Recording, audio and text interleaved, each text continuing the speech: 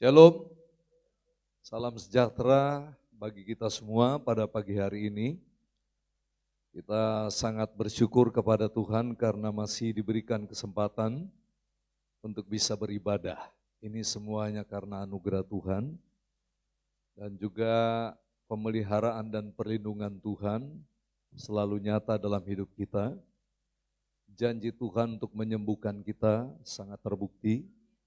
Dan kesembuhan baru benar-benar kita alami kalau kita memang mengalami sakit.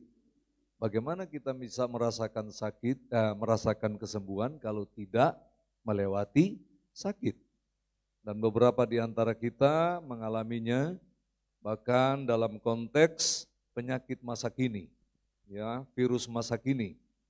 Tetapi Tuhan menolong, Tuhan menjaga, Tuhan melindungi kita semua.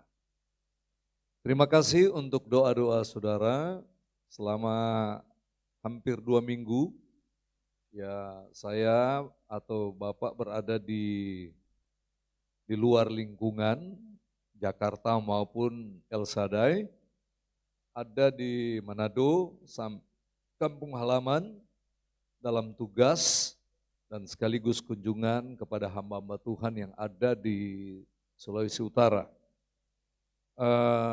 Tuhan menyertai perjalanan, pergi maupun pulang dalam keadaan selamat, diberkati Tuhan.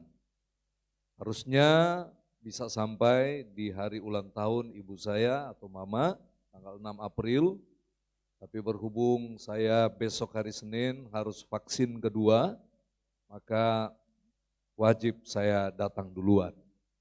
Jadi saya cuma bilang sama mama, saya tidak bisa hadir di ulang tahun mama, tapi mama hadir di ulang tahun saya. Karena saya berulang tahun pas ada di kampung halaman pada tanggal 24 Maret hari Rabu yang lalu. Tidak buat acara di rumah, tetapi ajak saja jalan-jalan mama dan keluarga lainnya. Ya, di pantai yang luar biasa indah, namanya Teluk Amurang, tetapi pantai yang begitu indah, tapi belum dikelola dengan baik. Sehingga masih berantakan. Padahal kalau dikelola secara profesional, pantai itu tidak kalah indahnya dengan Ancol. Nah, saudara-saudaraku yang dikasihi oleh Tuhan, pada pagi hari ini, saya akan melanjutkan tentang episode keluarga. Ini penting. Bagi saudara-saudara yang belum berkeluarga ini penting sebagai persiapan.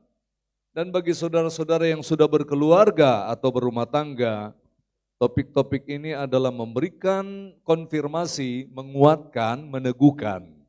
Serta bagaimana kita meninjau balik seluruh langkah-langkah perjalanan kita dalam berkeluarga. Hari ini saya memberikan judul menjaga keutuhan rumah tangga atau keluarga terhadap pengaruh luar yang negatif. Dan saya mengambil satu pembacaan yang menjadi dasar dalam khotbah pada pagi hari ini yang ada hubungannya dengan berumah tangga atau berkeluarga. Efesus pasal 6 ayat 1 sampai dengan ayat 4. Efesus pasal 6 ayat 1 sampai dengan ayat 4. Mari kita baca bersama-sama. Silakan lihat di Alkitab dan Alkitab saudara atau Alkipon. Dan bisa lihat juga di monitor. Firman Tuhan berkata sebagai berikut 2-3. Hai anak-anak, taatilah orang tuamu di dalam Tuhan, karena haruslah demikian. Hormatilah ayahmu dan ibumu, ini adalah suatu perintah yang penting, seperti yang nyata dari janji ini. Supaya kamu berbahagia dan panjang umurmu di bumi. Dan kamu bapak-bapak, janganlah bangkitkan amarah di dalam hati anak-anakmu, tetapi didiklah mereka di dalam ajaran dan nasihat Tuhan. Amin. Tentu saja yang paling berbahagia adalah mereka yang mendengarkan firman Tuhan, melakukannya dalam kehidupan sehari-hari dan tentu saja share, membagikan kepada yang lain. Keluarga kita atau keluargaku adalah istanaku. Ini penting garis bawahi. Walaupun tidak sedikit keluarga-keluarga bagaikan neraka, jauh dari kondisi dan keberadaan sebuah istana. Salah satu alasan membangun rumah tangga adalah agar setiap individu dalam rumah tangga tersebut menikmati suasana istana yang indah. Nah, istana adalah identik dengan keindahan. Tetapi istana itu juga identik dengan peraturan. Istana juga identik dengan protokoler. Istana juga identik dengan aturan-aturan yang ditentukan. Apa yang harus dilakukan oleh seorang kepala istana atau yang dikatakan dengan seorang raja atau permaisuri atau para pangeran. Dalam sebuah keluarga akan tercipta suasana istana jika semua unsur keluarga saling mengasihi satu dengan yang lain. Dan kita sudah tahu apa saja unsur dalam keluarga. Pertama adalah adanya seorang suami dalam sebuah keluarga. Adanya seorang istri dalam sebuah keluarga. Atau bila dikehendaki Tuhan memiliki keturunan, maka memiliki seorang anak atau beberapa anak dalam keluarga. Apakah itu anak-anak pria semua atau wanita semua, ataukah kombinasi? Apakah anak-anak yang muncul adalah anak-anak kembar atau bukan? Atau anak-anak ya sendiri lahir satu-satu? Ya, itu bukan masalah, tetapi yang jelas bahwa semua unsur dalam satu keluarga atau rumah tangga harus berfungsi untuk saling bersinergi sehingga terciptalah sebuah suasana yang indah, sebuah istana yang indah. Ingat, semua manusia seringkali diceritakan atau kita sering mendengarkan dongeng tentang kehidupan istana. Kalau kita menelusuri dongeng Cinderella itu berhubungan dengan istana. Karena istana juga identik dengan sukacita.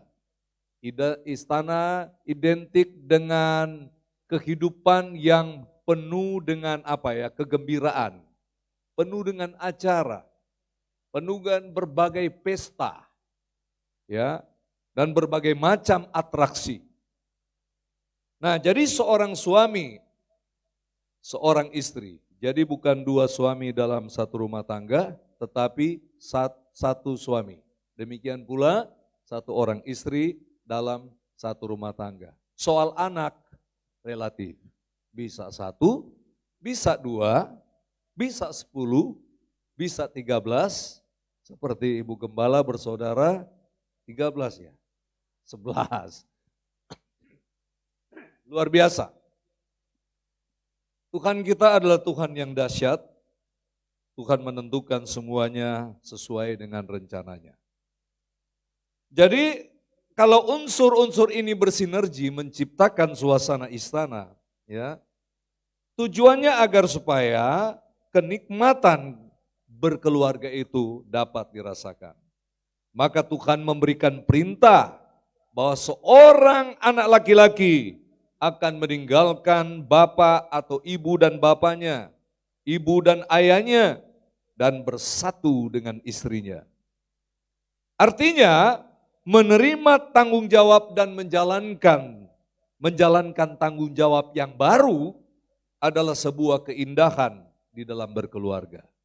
Saya percaya Albert tidak mungkin single terus. Satu waktu dia ingin berkeluarga. Karena pasti ketika dia mau berkeluarga, dia sudah menentukan arah kemana.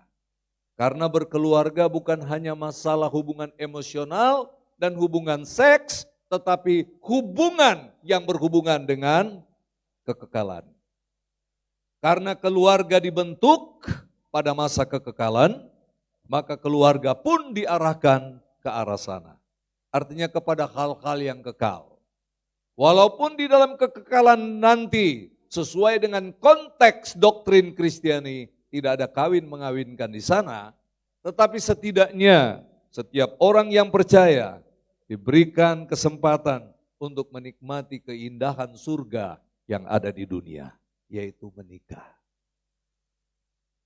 Edwin Luskow, dia seorang pendiri Christian Men's International, ya, yang berpusat di Amerika. Dia pernah berkata, kalau engkau ingin menikmati surga di dunia, menikahlah. Artinya sesuatu yang indah. Makanya Brenda sama Majas jangan lama-lama lah. Tapi kayaknya mereka sudah mulai merancang. Stephen udah duluan kemarin. Nah, Stephen udah duluan kemarin tanggal 21 ya. Hari Minggu itu. Ya, luar biasa anak ini. Anda tahu kan ketika dia tinggal di sini, ya dia memang anak yang kreatif, suka utak-atik. Dia kan orang elektro. Puji Tuhan, mereka udah beli rumah, ada rumah sendiri di daerah Matungkas, di daerah yang nggak jauh-jauh daerah Madidi lah, bandara sana. Sempat nginap di rumahnya, dan kemudian mereka juga sudah punya mobil untuk bisa mobile kemana-mana. Ini nggak nyangka, ya, tapi inilah berkat Tuhan. Makanya Bapak ada di sana karena permintaan mereka, agar supaya saya ada di sana dan melaksanakan pemberkatan nikah mereka di Novotel, ya, Novotel Kairagi. Salah satu Novotel yang layak untuk kita nikmati tinggal kalau ada di sana. Ya, nggak mahal-mahal banget, tapi indah dan aksesnya bagus. Jadi berkeluarga itu adalah, Louis Cole berkata, kalau engkau mau menikmati surga, menikahlah. Tetapi dia bilang lagi begini, namun kalau engkau mau menikmati neraka, ya menikah juga. Bingung orang, kenapa seperti begini? Lalu dia memberikan penjelasan. Orang yang menikah dan menikmati surga di dalam konteks pernikahan adalah orang-orang yang membangun rumah tangga di atas kebenaran, di atas standar firman Tuhan, bukan standar Hollywood, bukan standar duniawi, tetapi berdasarkan firman Tuhan, garis firman. Firman berkata, kalau bukan Tuhan yang membangun rumah, sia-sialah orang yang membangunnya.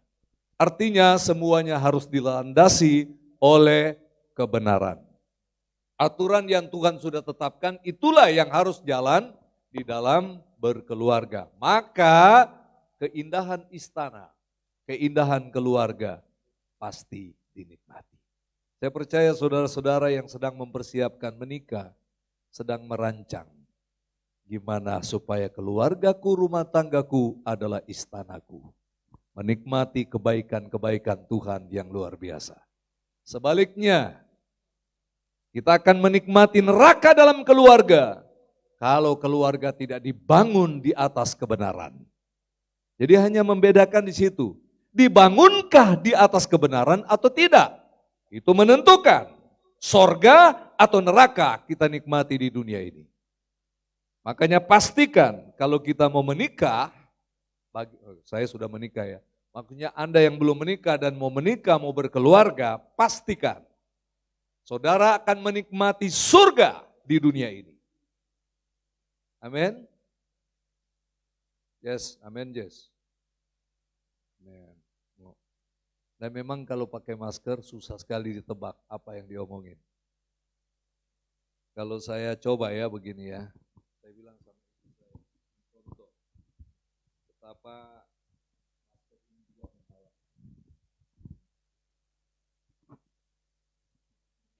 Nggak keluar suara. Dia nggak tahu kan? Tanpa suara. Perhatikan.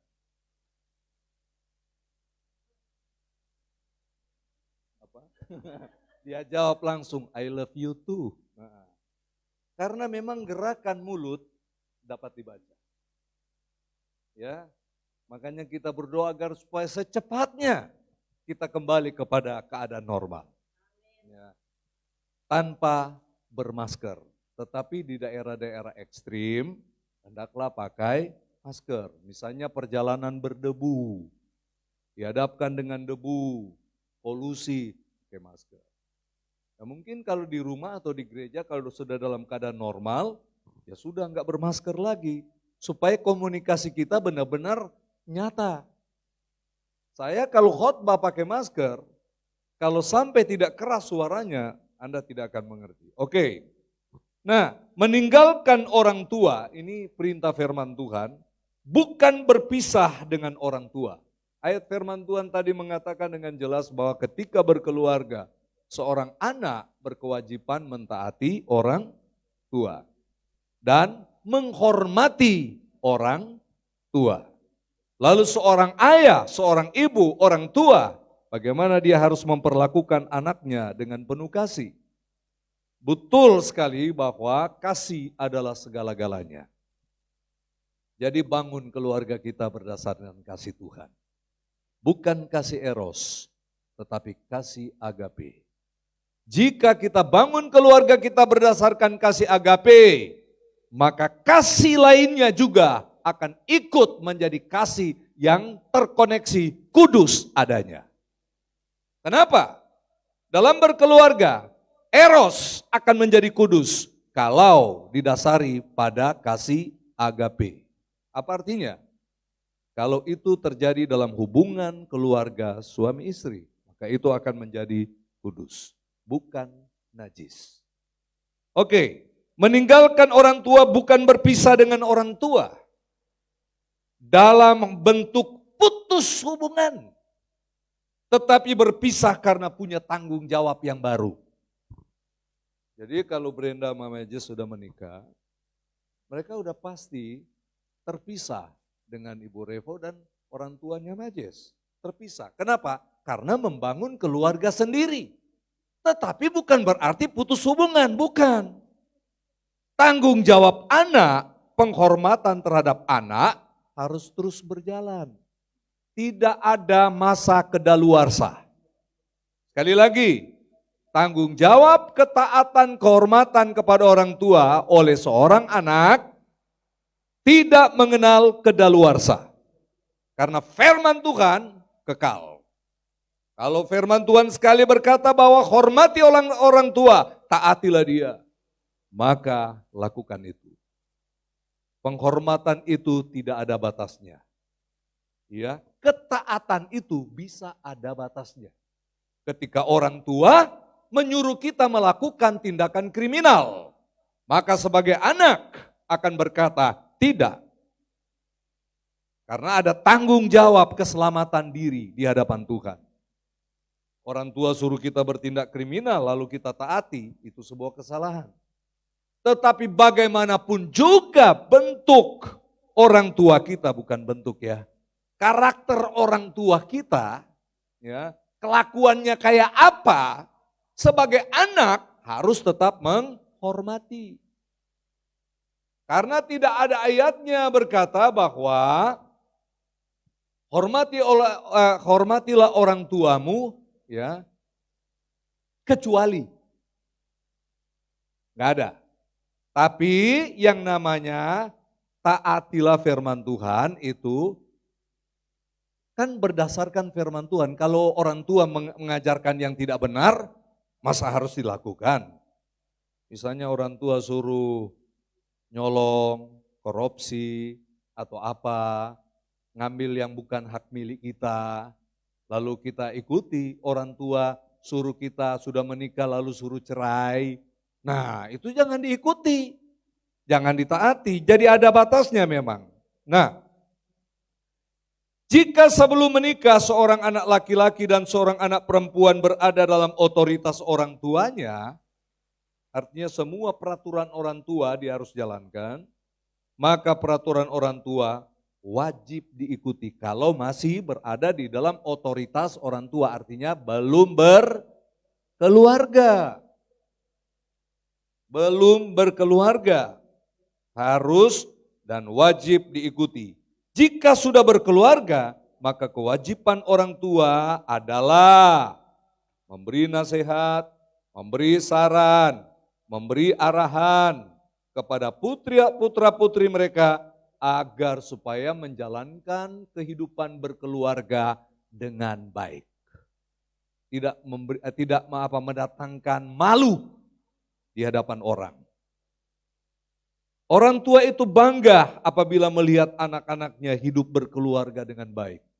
Saling menghormati, saling mengasihi, tidak saling memaki, tidak saling mengumpat, tidak saling mengeluarkan bahasa kebun binatang, atau kemudian mengungkit masa lalu dengan macam-macam cara. Nah, saudaraku yang kekasih dalam Tuhan, apa yang harus dilakukan oleh seorang anak laki-laki dan seorang anak perempuan yang sudah berkeluarga? Sekali lagi, mengasihi orang tuanya, menghormati orang tuanya, dan menghargai orang tuanya. Ingat cerita yang di Singapura, baru kembali diposting berulang-ulang, tapi saya tertarik. Diposting oleh sebuah grup, saya simpan di HP saya, di pesan berbintang ada di sana. Ya, bagus sekali. Tentang kisah nyata yang terjadi di Singapura di zaman pemerintahan Perdana Menteri Lee Kuan Yew sebagai pendiri Singapura dan kemudian Bapak Singapura. Yang sekarang Perdana Menteri Singapura itu adalah anaknya atau putranya. Pernah Bapak sampaikan di sini kan? Bagaimana seorang kaya raya, pengusaha sukses, ketika istrinya meninggal, dia hidup sendiri di apartemen mewah. Dia punya anak tunggal laki-laki. Lalu kemudian anak tunggalnya ini menikah. Betapa bahagianya. Anaknya itu dan berkata bahwa ayah, kami mau tinggal di rumah, di apartemen supaya bisa menemani ayah. Berjalannya waktu, keindahan istana dinikmati.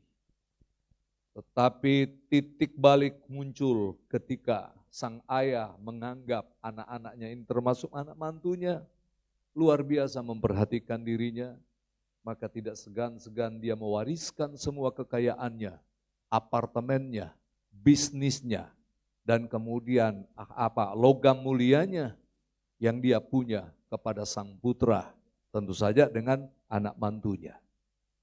Tapi semuanya sudah beralih kepemilikan. Mulai terjadi goncangan di istana itu.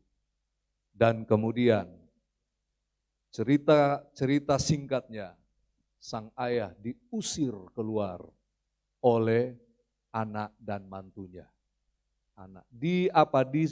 Dikompori oleh mantu. Anaknya laki-laki. Keluarlah dia dari apartemen dan dia mengemis di Orchard Street di Singapura. Dia mengemis di sana dan kemudian dalam keadaan seperti itu seseorang lewat dan kemudian memberikan uang seberapa adanya, kecil tentu saja bagi orang yang minta-minta kan nggak mungkin. Di lampu merah sana Albert lihat pengemis dia kasih 1 juta. Itu udah mujizat terjadi, ya. Pasti gope atau ceceng. Ya kan, Bet? Oh, sudah nggak boleh. Nah, tapi buktinya di zaman COVID nggak dilarang mereka. Nah, yang manusia perak itu. Nah, saudara-saudara, ketika dia memberikan, dia lihat, ini teman, ini pengusaha sukses. Kamu kan yang ini, yang bernama ini. Oh, kamu salah orang. Pergilah orang ini mencari sahabat-sahabat pebisnis, memberitahukan masalah ini, dan mereka ngumpul dan datang ke Orchard Street di sana. Temui orang ini. Baru kemudian orang tua ini mengaku dan menceritakan semua apa yang dialami dalam beberapa tahun ini. 1-2 tahun. Wow, marahnya luar biasa teman-temannya ini. Dan mereka sepakat karena yang namanya pebisnis-pebisnis sukses sangat terkoneksi dekat dengan Perdana Menteri, dengan penguasa. Maka dilaporkanlah kepada Perdana Menteri keadaan ini. Marahnya luar biasa. Pak Lee Kuan Yew dia begitu marah. Dan kemudian dia minta kedua anak dan mantu ini dia perhadapkan kepadanya. Sekaligus notaris dengan semua surat hibah dan pengalihan harta serta apartemen harus dibawa. Sampai ke ke tangannya Perdana Menteri. Dia hajar dengan kata-kata yang luar biasa tajam dan dia robek semua surat pengalihan dan suruh buat surat baru di mana seluruh harta kekayaan termasuk apartemen dikembalikan atas nama sang ayah. Kemudian Perdana Menteri Singapura mengeluarkan sebuah dekret nasional bahwa dilarang keras para orang tua mewariskan hartanya kepada anaknya sebelum orang tua itu meninggal. Jadi artinya begini, sudah buat surat waris tapi itu baru bisa ketika meninggal. Dan kemudian aturan kedua, dimintakan kepada semua perusahaan, penerbangan, pelabuhan, restoran-restoran mempekerjakan para lansia di dunia usahanya. Makanya kalau saudara pergi ke Singapura, ke toilet, banyak orang tua yang jaga toilet, di restoran, yang jadi pelayan restoran. Karena apa? Karena tidak boleh ada orang tua nganggur di sana. Itu aturannya. Supaya mereka bisa mendapatkan income dari hasil usaha mereka, sehingga kemudian mereka bangga sekali saat Imlek mereka bisa memberikan ampau kepada cucunya. Ya, tentu saja yang belum menikah. Sebab cucu yang udah menikah itu wajib memberikan ampau kepada opa omanya. Itu tradisinya. Oke. Jadi mengasihi orang tua, menghormati orang tua, menghargai orang tua tetap harus dilaksanakan sekalipun dia sudah berkeluarga sendiri. Enggak boleh putus hubungan. Memperhatikan kebutuhan orang tua adalah kewajiban tiap anak meskipun sang anak sudah berkeluarga. Jadi jangan kira ketika sudah berkeluarga pusing amat dengan kebutuhan orang tua, dengan keuangan dan ekonominya. Anak yang berbakti adalah selalu memperhatikan orang tua. Mungkin orang tua punya duit, tetapi ketika di ulang tahunnya kemudian kita memberikan uang, dia tidak lihat jumlahnya tapi perhatian anak. Ya, anak-anak di sini udah siap. Yes, aku akan memperhatikan orang tuaku. Walaupun dia berduit lebih banyak duit dari aku harus memberikan perhatian kepadanya. Jadi jangan putus hubungan, cuek. Apalagi kemudian orang tua diusir dari rumah. Wow, itu namanya durhaka. Ya, ibaratnya maling kundang. Menyangkal bahwa itu orang tuanya. Serem. Keluarga akan menikmati suasana istana jika menghormati dan seterusnya orang tua sesuai dengan firman Tuhan dan tidak menyia-nyiakan mereka. Sebaliknya, orang tua juga harus sadar.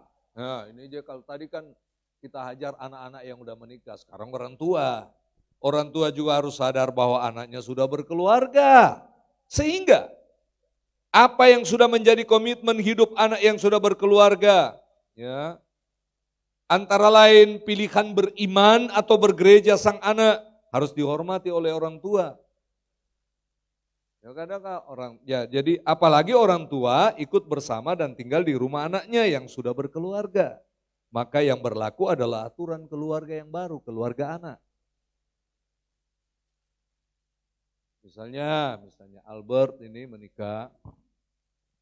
Lalu kemudian dia apa? Dia dapatkan seorang istri, ya. Lalu katakanlah keluarga kaya. Dan kemudian Albert diminta tinggal di rumah mertua. Maka bukan Albert penguasa di rumah itu, tapi mertua. Jadi Albert harus ikuti aturan mertua. Suruh pakai belangkon, pakai. Suruh pakai sarung dan keris di pinggir, pakai. Maksudnya orang tua dari keluarga keraton maksudnya. Ya, kaya. Maka dia nggak boleh ngatur aturan dan merubah-rubah aturan keluarga karena dia ikut. Dia ikut keluarga orang tua. Sebaliknya kalau orang tua ikut tinggal di rumah anaknya yang sudah menikah, maka sudah kesadaran penuh bagi orang tua ikuti aturan yang ada di keluarga anak ini. Lalu apa yang harus dilakukan oleh orang tua dalam posisi ini? Tetap memberikan nasihat, arahan dan saran, bukan memutuskan. Kalau tinggal di rumah mertua, mertua yang membuat keputusan. Tetapi kalau tinggal di rumah anak, anak yang buat keputusan. Tetapi walaupun Albert tinggal di rumah mertua, keputusan terhadap istri adalah keputusan Albert, bukan orang tua lagi. Tapi aturan yang ada di situ harus dijalankan oleh Albert. Jangan mentang-mentang udah berkeluarga. Saya kan sudah berkeluarga, tahu diri lagi tinggal di rumah mertua. Jadi harus ikuti aturan mertua. Begitupun sebaliknya, seorang mertua atau orang tua ikut kepada keluarga anaknya. Mungkin diminta, "Mak, Pak, tinggal aja di rumah kami supaya ada teman, bisa juga menemani cucu-cucu nanti." Oke. Tapi ingat, penghormatan, penghargaan kepada mereka harus tetap tinggi, enggak boleh dikurangi. Sayangi mereka, kasihi mereka, hargai mereka. Saling mengasihi adalah kunci untuk menikmati istana dalam keluarga. Jadi kita perlu memahami hal ini. Saya tidak panjang lebarkan, tetapi mari tanggung jawab kita kalau kita sudah berkeluarga. Yang anak-anak remaja ini bilang, aduh, ngomong khotbah pendek tentang keluarga, kami kapan mau menikah, masih lama. Ingat, setidaknya ketika nanti kalian mau memutuskan menikah, nanti kalau sudah di umur tertentu, kalian akan mendengar dan mengingat di memori ini, mendengarkan episode khotbah tentang keluarga. Jadi enggak susah lagi, enggak repot-repot lagi pembimbing nikah, membimbing, karena sudah mendengar terlebih dahulu. Apalagi yang sudah usianya, bukan usianya udah apa, maksudnya usianya udah matang, maksudnya udah siap menikah, ya kan? Penny, Brenda, Ariel, Majes, Deva kayaknya termasuk, Kak Otnel belum. Nah, bagaimana ya kalau satu belum, satu sudah ya? Nah, jadi kita harus bersyukur sama Tuhan, Tuhan kita adalah Tuhan yang baik, Tuhan yang luar biasa. Mari jaga hubungan, sayangi orang tua kita, hormati dia. Ya, saya sendiri masih punya orang tua, 2. Maksudnya 1 mertua, 1 ibu kandung. 2 adalah mama. Siapa lagi yang mengasihi mereka kalau bukan anak-anaknya? Kalau anak-anaknya udah cuek sama orang tuanya sendiri, bagaimana dengan orang lain? Makanya banyak sekali orang tua berkata bahwa, udahlah, saya tidak kasih semua warisan karena warisan yang satu ini saya akan jual dan saya akan serahkan ke panti jompo supaya bisa merawat saya di sana. Ada yang begitu. Ya supaya masuk di panti jompo nggak disia-siakan di sana karena punya deposito di sana, ditaruh di sana. Saya ingat seorang hamba Tuhan, pendeta Ellen di Cengkareng, dia jual rumahnya dan kemudian dia tinggal di panti jompo di daerah Bogor. Dan dia pede di situ. Kenapa? Ada uang dia taruh situ.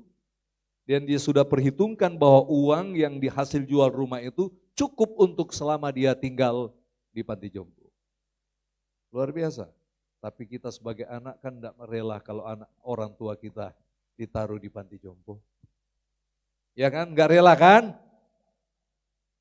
Kalau kita sampai taruh orang tua kita di panti jompo, ingat, berbagai macam kutuk akan datang kepada kita sebagai anak. Kecuali kemauan orang tua dengan sukarela. Dia bilang, kalau saya tinggal dengan kamu, saya nggak ada orang-orang yang seumur saya. Saya ingin cari komunitas yang seumur dengan saya. Maka tolonglah izinkan papa atau mama tinggal di panti jompo. Karena di sana banyak teman-teman yang sebaya. Itu lain lagi persoalannya. Walaupun kita sudah berjuang habis-habisan jangan. Tapi ada orang tua yang seperti itu. Di Amerika modelnya seperti itu. Karena orang tua ini berpikir kalau saya tinggal dengan anak-anak, perhatian akan berkurang atau apa. Dan tidak ada teman. Makanya mereka ambil langkah seperti itu. Tapi itu kan tradisi barat. Kita orang timur. Sesusah-susahnya kita, maka orang tua adalah orang tua kita. Kita harus hormati dia sesuai dengan firman Tuhan. Berbahagialah setiap kita yang memiliki hati yang taat akan Tuhan sesuai dengan firman Tuhan. Terpujilah nama Tuhan. Firman Tuhan cukup sampai di sini kita.